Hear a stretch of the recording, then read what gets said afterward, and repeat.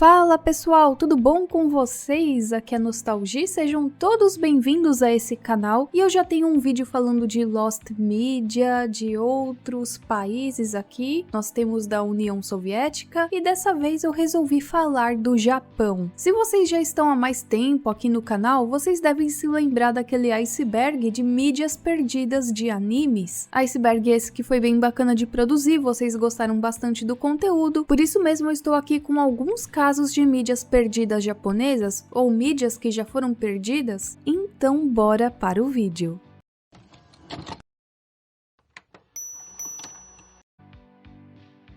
Pokémon Crystal Version para Game Boy foi lançado no Japão em 2000 e em outros países em 2001. Esse jogo tinha a história e a jogabilidade bem parecida com Pokémon Gold Version e Pokémon Silver Version, só que a coisa ficou mais aprimorada, com acréscimos de enredo, atualizações gráficas e algumas novas mecânicas no jogo. Só que digamos que no Japão a coisa foi mais topzera, isso porque foi lançado um acessório compatível com Game Boy Color e Game Boy Advance chamado Mobile Adapter GB, que conectava o Game Boy Color ou o Game Boy Advance de um jogador ao seu telefone celular, permitindo que ele se conectasse à internet e participasse de atividades de multiplayer ou baixasse novos conteúdos para seus jogos. Porém, o Mobile Adapter GB não foi lançado fora do Japão, isso devido ao fato de que na época os telefones não eram tão avançados quanto no Japão. O auge da tecnologia que a gente tinha de celular em 2001 era o jogo da cobrinha, só que no Japão a coisa já estava mais avançada,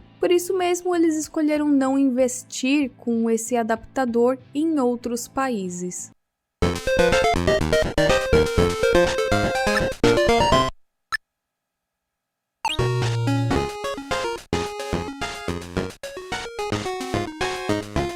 E o Pokémon Crystal Version foi um dos vários jogos compatíveis com esse acessório. Na versão japonesa do jogo, tinha o Centro de Comunicação Pokémon, também conhecido como Pokécon Center, que ficava no lugar do Centro Pokémon em Golden Road City, e usando o adaptador, os jogadores poderiam ir ao Pokécon Center e batalhar e negociar com outros jogadores de todo o país, usando o serviço de internet móvel. Que aqui no Brasil, eu sei lá se tinha, eu acho que nem era tão comum assim em 2001 alguém usar internet no celular, quem dirá no computador. Então os dados eram baixados e os jogadores poderiam ir até o Pokémon Center para recebê-los. Tinha também alguns mini-jogos exclusivos, incluindo o Chieko Dice, que era um quiz de 10 cartas apresentado por uma garota que viaja no tempo chamada Chieko. Além disso, o diálogo dos NPCs do jogo também mudava dependendo das atualizações baixadas. E a maioria desses serviços tinham taxas associadas com Pokémon News, que era em torno de 100 ienes por mês. E olha só que louco negócio, né? Hoje em dia esse tipo de tecnologia é algo tão comum, mas naquela época isso aqui era o auge do auge do auge da tecnologia, porque esse serviço poderia alterar a Battle Tower e os dados de batalhas móveis cronometradas poderiam ser transferidas para o jogo Pokémon Stadium 2 por meio do Nintendo 64 Transfer Pack. Porém, o serviço móvel foi encerrado em 14 de dezembro de 2002 devido ao sucesso comercial limitado e ao baixo tráfego de usuários. E o que acontece?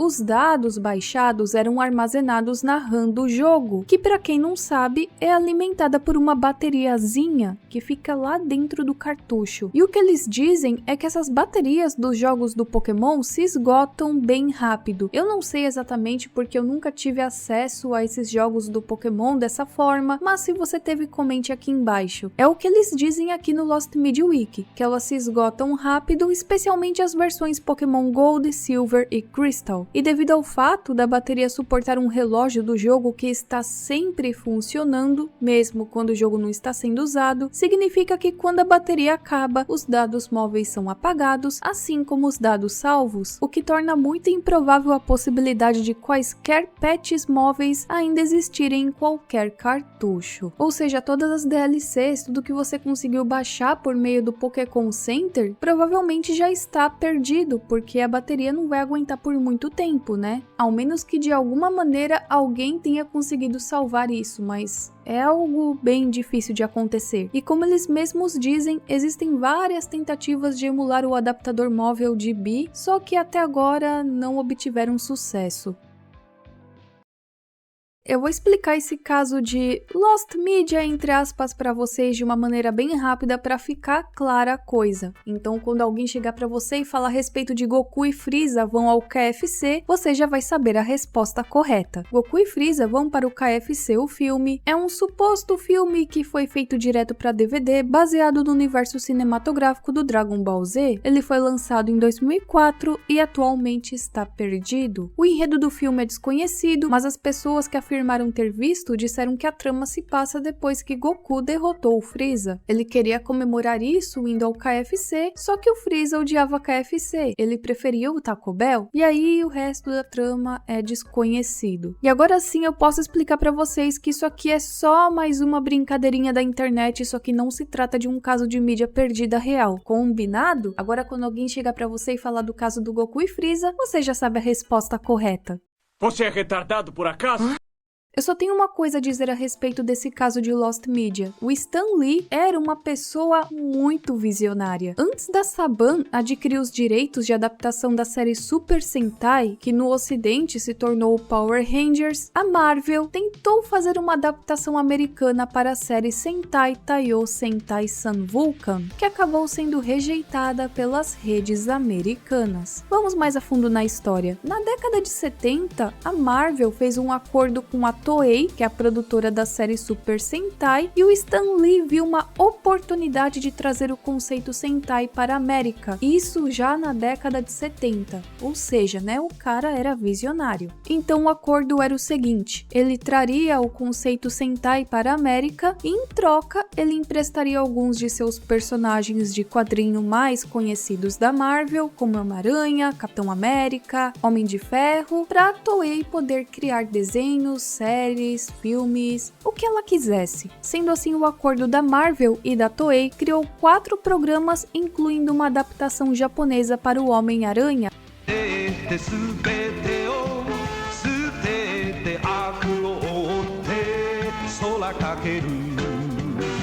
além de 3 séries Sentais, chamadas Battle Fever G, que veio de um conceito japonês do Capitão América, Denshi Sentai Denjiman e Taiyo Sentai Sun Vulcan. Só que o acordo não foi adiante após o relativo fracasso da adaptação do Homem-Aranha. Parece que para os japoneses não era algo tão interessante assim. O Stan, vendo que o seu plano não estava indo adiante, conversou com a Toei, tentou dar mais alguns personagens da Marvel, porque ele queria muito que isso desse certo. Só que a Toei não quis mais seguir adiante com esse plano. E o acordo entre a Marvel e a Toei expirou. O que dizem por aí é que havia 2 rumores sobre o piloto do Taiyo Sentai Sun Vulcan. Um boato era que essa adaptação era bem parecida com Power Rangers, pois usava imagens da série original, mas havia atores americanos e histórias diferentes. E tinha um outro boato que sugeria que era simplesmente uma dublagem em inglês, ou seja, não tinha nenhum ator americano nem nada. E o segundo boato foi comprovado por meio de um artigo encontrado nos arquivos da Fortune.com. E no momento são essas as informações que nós temos a respeito desse caso. A Nickelodeon Japan foi uma emissora de televisão infantil operada pela Viacom International de 1998 a 2009 para o mercado de TV japonês. Lá na década de 90, a Nickelodeon estava indo muito bem nos Estados Unidos, então a Viacom queria expandir as coisas, né? Transmitindo a programação da Nickelodeon para um público mais amplo e lançando canais em todo o mundo. Aliás, foi assim que nós tivemos contato com Nickelodeon Brasil, então o canal transmitia dublagem japonesas de vários programas americanos da emissora, como Bob Esponja, Padrinhos Mágicos, Avatar, Drake e Josh, entre outros. Porém, em 30 de setembro de 2009, mesmo dia que a Nickelodeon mudou internacionalmente o seu logotipo e marca, a Nick Japan saiu do ar devido ao declínio da audiência. O que foi salvo do Nick Japan são algumas gravações do canal e também capturas do Wayback Machine do site Nick Japan por volta de 2006. Claro que entre 2009 e 2018, vários programas da Nickelodeon foram ao ar em outros canais como Disney XD, NHK, além de outros serviços como Hulu Japan, DTV Channel Japan e Prime Video. E vocês lembram que eu falei que o Bob Esponja em um outro país latino foi exibido na MTV? Pois é, gente, isso também aconteceu no Japão. Quanto ao desligamento da emissora, há 3 vídeos disponíveis atualmente que supostamente são imagens do encerramento do canal. あ、よかった。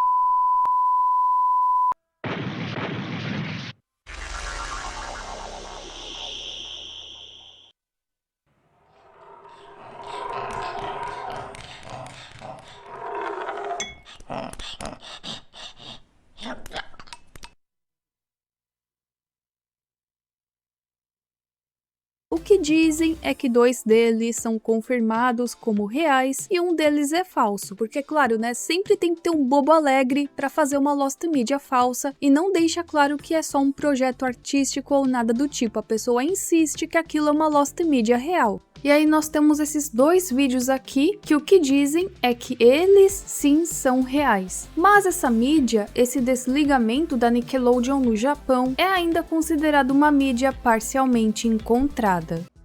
Castle in the Sky é um filme de animação japonês de 1986, escrito e dirigido por Hayao Miyazaki. O filme fez tanto sucesso no Japão, é algo tão cultural, que é exibido anualmente na TV japonesa desde 1988, com exceção de alguns anos que não foi exibido na televisão. Essas exibições anuais são tão populares no Japão que, em alguns casos, recordes mundiais foram quebrados por usuários japoneses do Twitter que inundaram o site para tweetar o feitiço de destruição do filme. Em algum momento de 2007, foram postadas imagens em uma rede social japonesa chamada de Mixi, que pareciam ser de uma dessas transmissões. Mesmo as imagens sendo de baixa qualidade, era possível perceber lá no canto que o frame na TV era diferente do filme final. As pessoas perceberam que tinha tipo uns créditos que eram impostos ao próprio filme, levando alguns a acreditar que se tratava de algum final alternativo. Muitas pessoas se uniram para ir atrás desse suposto final alternativo do filme, tanto é que um usuário do Twitter, que se chama Video_VHS, está oferecendo uma recompensa de 50 mil ienes, algo em torno de $468, para quem encontrar as imagens desse final alternativo. Além disso, tem uma outra recompensa que é de 70 mil ienes, algo em torno de $654, para quem encontrar a transmissão original intacta com os comerciais incluídos. O pessoal também se juntou para encontrar outras transmissões desse filme na TV, se alguém tinha gravado no VHS, e eles encontraram a de 1991, a de 1988 e a de 2001, só que nenhuma delas tinha esse suposto final alternativo. Além disso, tem muitas pessoas que dizem se lembrar desse final diferente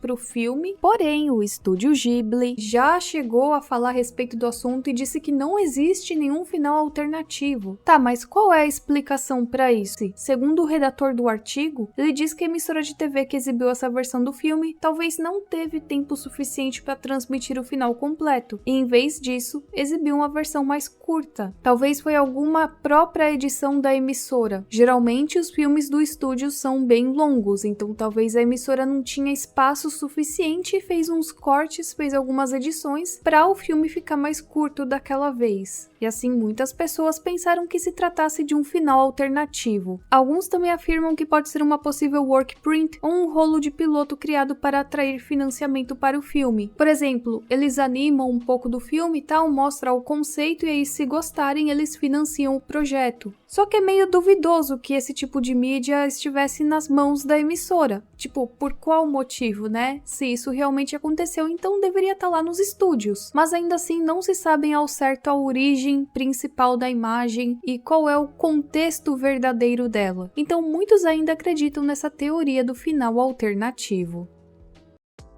Esse caso aqui eu achei bem interessante. Além de envolver Dragon Ball, ele envolve uma prática da Toei que, bom, deve ter causado aí várias mídias perdidas, né? Todo mundo aqui sabe que Dragon Ball foi um enorme sucesso, começou com um mangá lá no Japão, e eles vendo que o pessoal gostava bastante, resolveram fazer uma adaptação em anime. Sendo assim, nós temos Dragon Ball, que foi de 86 a 89, e Dragon Ball Z, que foi de 89 até 96. E mesmo o programa sendo muito popular não só no Japão, mas no mundo inteiro, isso inclui o Brasil também, a Toei enfrentou dificuldades consideráveis quando se tratou de lançar os episódios em home video. Isso porque eles haviam descartado as fitas masters de áudio de toda a série. E aí eu fico pensando, nossa, como é que a Toei fez isso com um anime que, tipo, era sucesso no Japão, sucesso no mundo inteiro, e mesmo assim resolveram descartar as fitas master? Sinceramente, eu não entendo entendo isso aqui. Após a transmissão inicial de cada episódio, a Toei apagava o seu áudio master, que é aquele áudio que tem a maior qualidade. Parece até loucura da Toei, mas esse procedimento era considerado padrão nas primeiras 2 décadas de vida da indústria de anime para a TV. Ou seja, passava o episódio na TV com um áudio bonitinho, né, o áudio master, passou o episódio, vamos deletar aqui o master porque não precisa mais. Para eles era mais fácil transmitir e armazenar o áudio óptico, que é armazenado diretamente no rolo do filme, em vez de ocupar uma unidade separada. Então tinha esse áudio óptico e tinha a master, só que era a master que tinha a qualidade assim, top das galáxias. No entanto, os estúdios de produção começaram a reter suas fitas master lá no final da década de 70, quando as emissoras de TV começaram a transmitir programas com áudio master. E aí também eu não entendo por que a Toei, lá em 1980 e pouco, não fez isso também, né? A ascensão da mídia doméstica na década de 80 gravou ainda mais isso, motivando cada vez mais estúdios a manter seus masters para garantir lançamentos de mais alta qualidade para os consumidores. Só que a Toei, gente, eu não entendo isso aqui, ela era cética em relação à mídia doméstica. No Japão, onde a maioria das casas já nos anos 80, metade dos anos 80, tinha um aparelho de videocassete. Eles enxergavam a venda de programas de TV para crianças de uma forma negativa. Também não entendo isso aqui, Toei. Então, somando-se ao fato de que as bobinas de filme de 16mm e as bobinas de fita de áudio magnética ocupavam a mesma quantidade de espaço de armazenamento, a Toei decidiu continuar limpando as fitas master com a impressão de que elas seriam inúteis e volumosas se simplesmente fossem deixadas intactas no armazenamento. E isso só foi mudar lá por volta dos anos 2000. Sabe por quê? Porque o Dragon Ball começou a fazer muito sucesso em outros países e começou a fazer muito sucesso lá nos Estados Unidos, chamando a atenção dos japoneses. A Toei teve então a ideia de lançar o anime em DVD, tudo bonitinho, só que ela não tinha o áudio que ela precisava, né? Ela tinha aquele áudio em baixa qualidade, todo abafado. Todos os lançamentos que teve em home video, que tinham o áudio original em japonês, era aquele áudio do som óptico que tinha toda aquela qualidade mais ruinzinha, mais abafada, e ainda assim a Toei sofreu uma perda drástica de qualidade no momento em que foram retirados do armazenamento, isso depois de quase 20 anos. E se não fossem os queridos fãs que gravaram os episódios naquela transmissão original, eu não sei o que a Toei faria.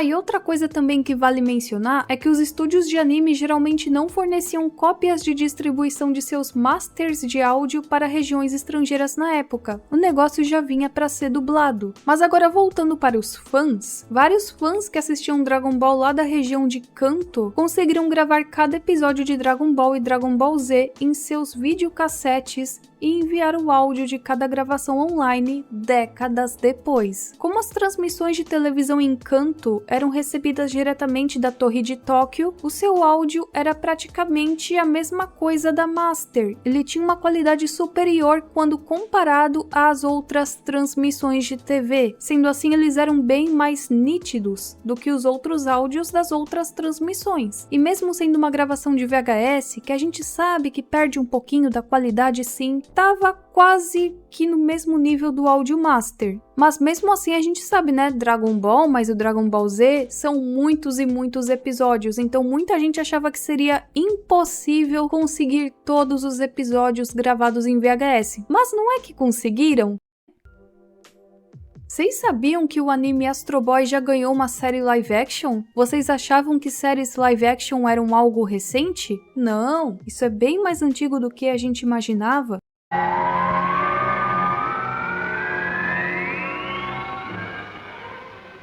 皆さん、僕、鉄腕アトムです。僕がどうして生まれたか、どんな冒険をするか、これから毎週この時間に見てもらえるのが僕はとても楽しみです。 A série em live action do Astro Boy, ela foi transmitida de 1959 até 1960 e contém 65 episódios, mas infelizmente ainda tem 7 episódios desse live action que estão perdidos.